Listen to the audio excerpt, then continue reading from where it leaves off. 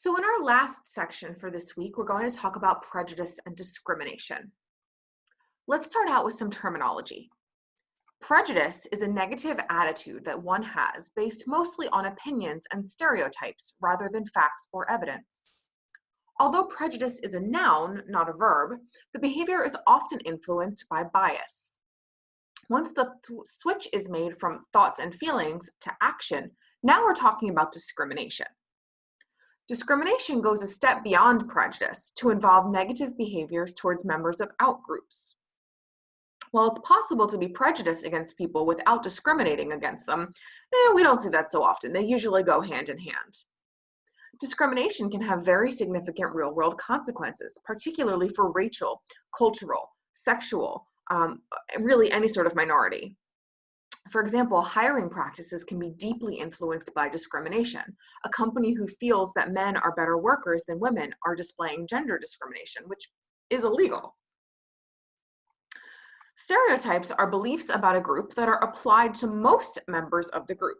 Now, at their core, stereotypes can be quite adaptive. They're a form of mental shortcut that can sometimes help us to process information easily and quickly. But they're often seeds for prejudice to grow. They can often lead to the ultimate attribution error, or the assumption that the behaviors of individual members of a group are due to their general group internal dispositions. So thinking that all members of a certain group behave a certain way. All girls are nice, all boys are violent, all Asian people are smart, things like that. Stereotypes are over-exaggerations that aren't always true, but they do have some merit based on experience. They have to come from somewhere. Stereotypes can be positive. So for example, people assume that all Asian people are good at math. But prejudices are almost always negative and aren't based on reason or experience. They're often supported by a belief that certain people or groups have lesser worth or abilities. Now, sometimes stereotypes are accurate, but usually they're a massive overgeneralization of connections between things. So remember way back in the beginning of the semester, we talked about illusory correlations. So that's where one time we saw a connection between two things, which leads to the assumption that there's always a connection. We talked about crimes that occur during a full moon, okay? Even though there's no connection between the two. Stereotypes can work in the same ways. So, for example, many people believe that there's an association between mental illness and violence, even though only a very small subset of mentally ill people actually show elevated rates of violence. But if someone believes in this link, what might they think every time they meet a mentally ill individual? Do you think they treat them differently than someone without mental illness? Do you see how that could be a problem? Experts hold that prejudice involves three main things: negative feelings, stereotyped beliefs, and a tendency to discriminate against a stereotyped group. The word of prejudice is of Latin origin, pre meaning before, and judice stemming from judged. Although we usually link prejudice with negative feelings towards race or racism, there's many other types of social bias, such as sexism, stereotyping based on your sex, religious prejudice, ageism, classism, homophobia, so stereotyping based on sexual preference, or xenophobia, prejudice against people from other countries. Nowadays, with the coronavirus having originated in China, we're seeing quite a bit of a spike in xenophobia against people from China or Asian cultures, which is something that as a country we need to be really careful about. Now, keep in mind, these statements are all prejudiced stereotypes on purpose. Your instructor does not believe or endorse any of these statements.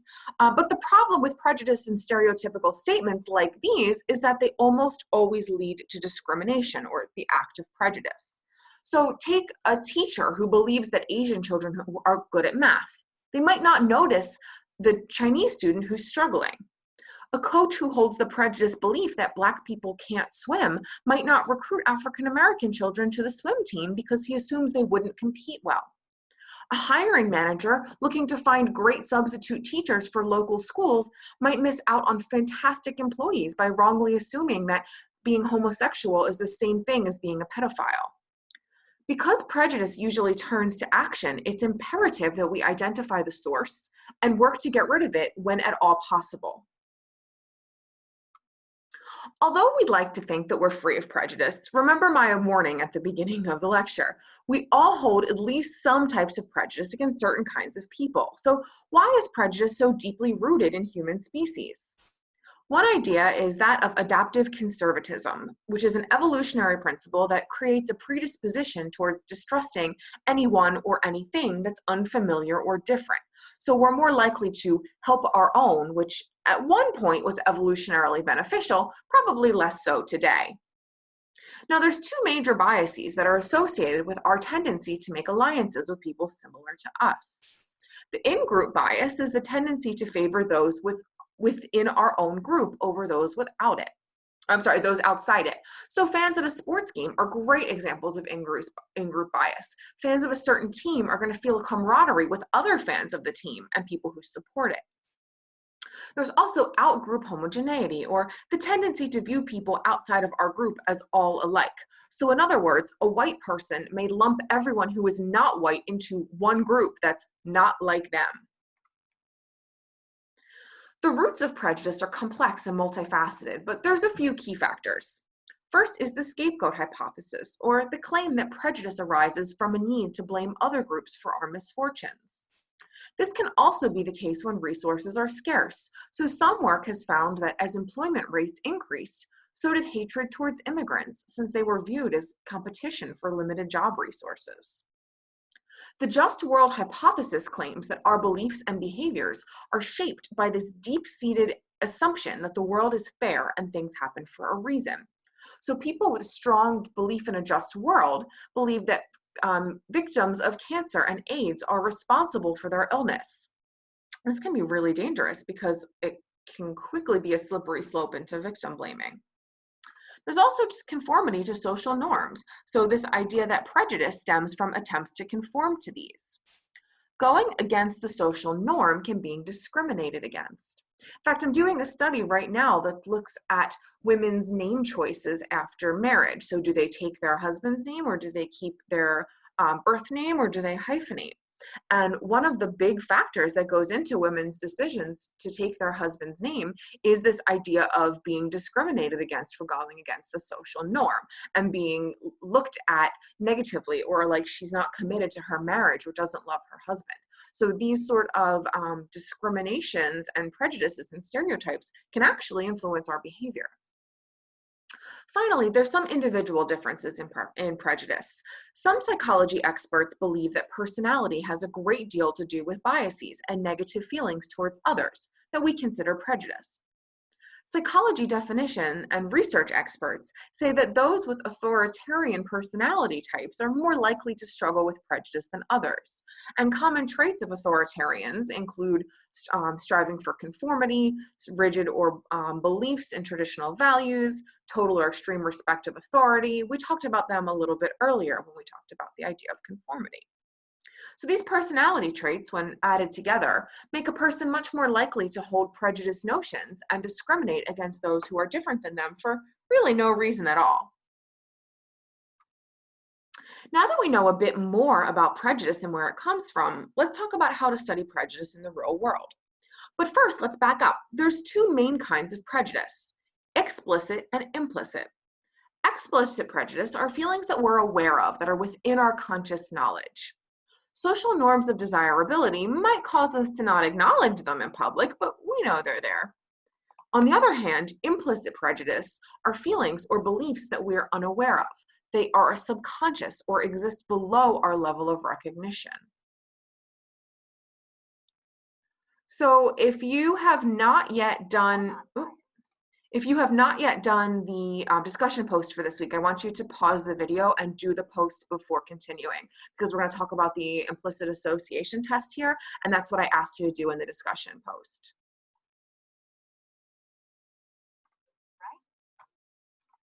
Hold on.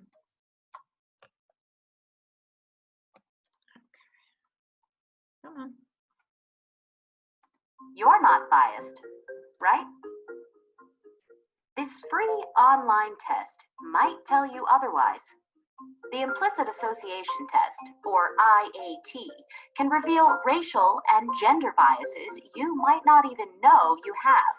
Here's how it works. The test asks you to rapidly group a series of images and words. For instance, in one section of the race IAT, you press a certain key whenever you see a white face or a positive word. You press another key if it's a black face or a negative word, and you have to react as fast as you can. In another section, the associations are reversed. White faces go with negative words, while black faces are grouped with positive words. It turns out that 70% of test takers, white and non-white, respond more slowly when grouping black faces with positive words. The test calls this an automatic preference for white people. Other IAT tests on subjects like gender and disability have also found pervasive automatic associations that mirror social stereotypes. Your IAT results may well surprise you. Indeed, most test takers would answer on a questionnaire that white and black people are equal, and men and women should have equal pay. And many of them honestly think so. We're not talking about extremists here, but people like you and me. So what might the IAT reveal about us? We may grow in our life to recognize that we don't endorse a particular stereotype about a group, but that doesn't mean that we lose that memory for what the culture has taught us the stereotype to be. This is a spoiler alert, but you may know that Santa Claus is not real, but that doesn't prevent you from having a full narrative about who that person is and looks like and what he does.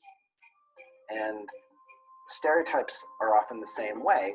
By function of simply seeing someone from the group, one of the things we do unconsciously and automatically is pull out of memory all the information we have about the group.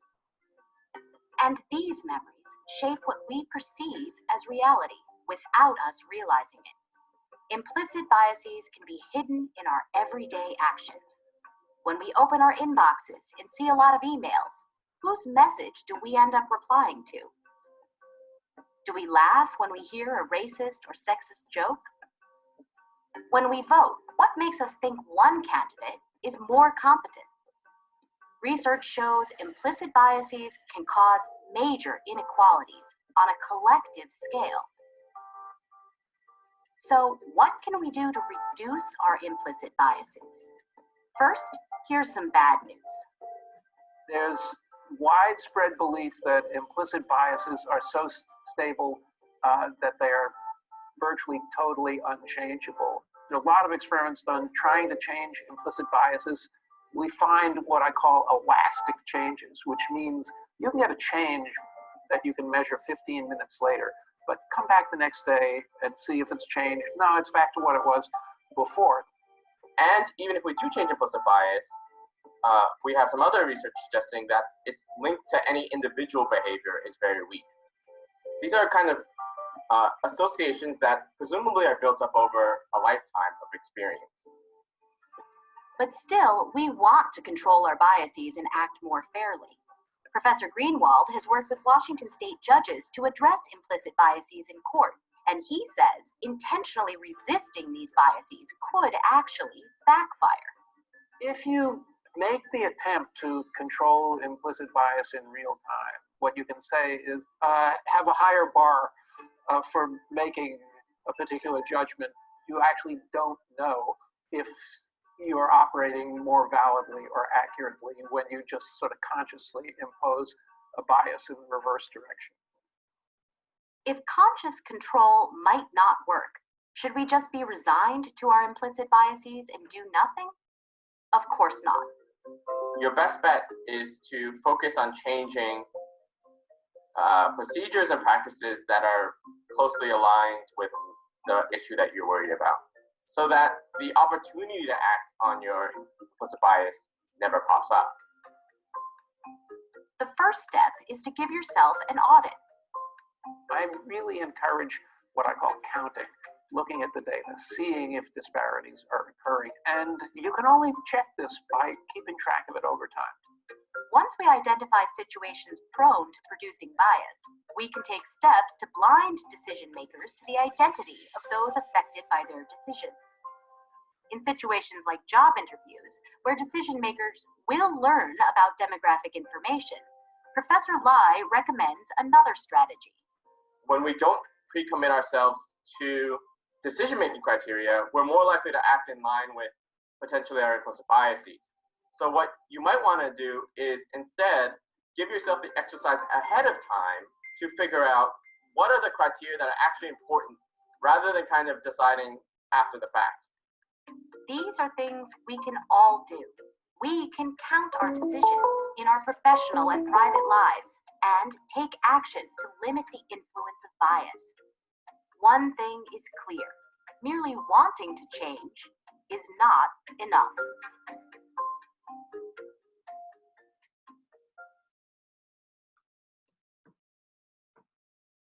So let's end this lecture on a positive note by talking about some ways to combat prejudice.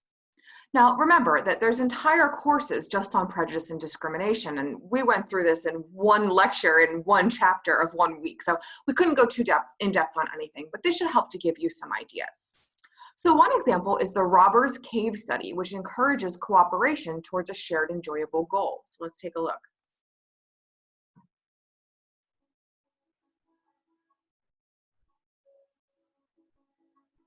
Back in the 50s, a social psychologist named Muzafer Sherif asked the question, what is it exactly about groups that makes for such tension between them? And what can be done to reduce that tension? Well, Sherif and his colleagues decided to take this question outside of the lab and into the real world. Well, not really the real world, it was kind of an artificial situation, but they were able to create this artificial situation using pre-adolescent boys. What they did was they put on kind of a fake summer camp. They had 2 different groups of boys, of about 20 boys each. And the first week of this camp, they separated the boys, and the boys didn't know of the existence of the other group. So there were 2 different camps going on. What they did was they focused on group bonding at this time. As expected, about a week of activities brought these individuals close together as a group, as a team.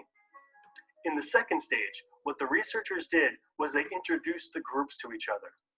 And they created competition for resources where there could only be one winner and there has to be one loser.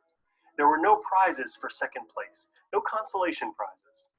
As expected, this kind of competition created a lot of tension between the 2 groups.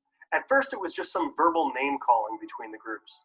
And then it proceeded to vandalism and theft and even physical violence, to the point where the researchers had to physically separate the boys. Now comes stage 3. At this stage, the researchers created fake situations where the 2 groups had to work together in order to solve the problem. In one example, they pretended that the water for the camp was shut off in such a way that vandals must have done it. So all the boys had to work together to figure out this problem and resolve the problem. There were many such similar team-building activities between both groups, and at the end of the 3rd stage, what they found was that the boys liked each other much more because of these team-building activities. At first, there was very strong in-group bias, where the team members just associated with other team members. But after these team-building events, where the groups actually got together to solve a common problem, they found out that they really liked each other a lot more than before. This whole experiment was a confirmation of Sherif's realistic conflict theory, which states that when there's competition for resources, negative feelings will arise. Now, over 50 years have passed since this first experiment. And what modern theories tell us is that A, this theory is correct, and B, one of the best ways to reduce this kind of outgroup bias and this prejudice and discrimination we have for other groups is to socialize with the other groups, is to work towards a common cause.